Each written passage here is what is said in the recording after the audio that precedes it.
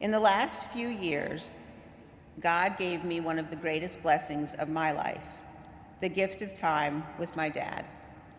We spent hours sitting by the fire at his house or mine, watching football and old movies.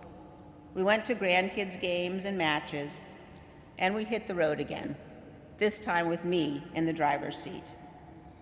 Now, let me be clear, he did not like my driving. And in his defense, I had wrecked far too many of his cars over the years for him to be happy with this arrangement. But we reached an accommodation of sorts.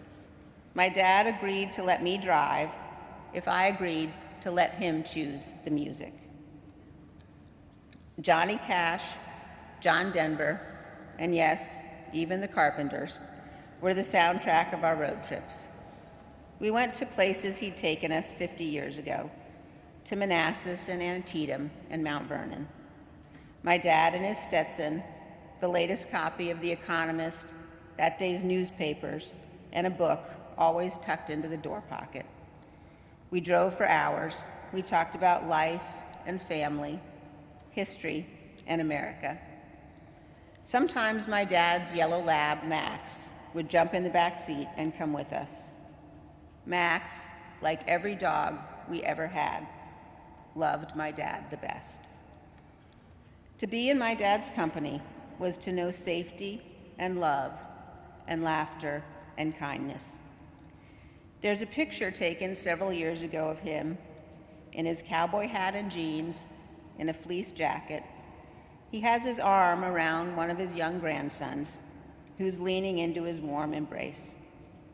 Looking at that picture last week, my mom put it best when she said that's what he was to all of us. He was a giant to the end, a lion of a man who loved and served this great republic. The night before my dad died, the sky above my parents' house filled with clouds in the shape of winged angels. I had never seen anything like it. It seemed indeed that angels and archangels and all the company of heaven had come to watch over him. As my dad left this earth, his last words were to tell my mother he loved her. And now, all of us who loved him so dearly say to him, "Good night, sweet dad. May flights of angels sing thee to thy rest."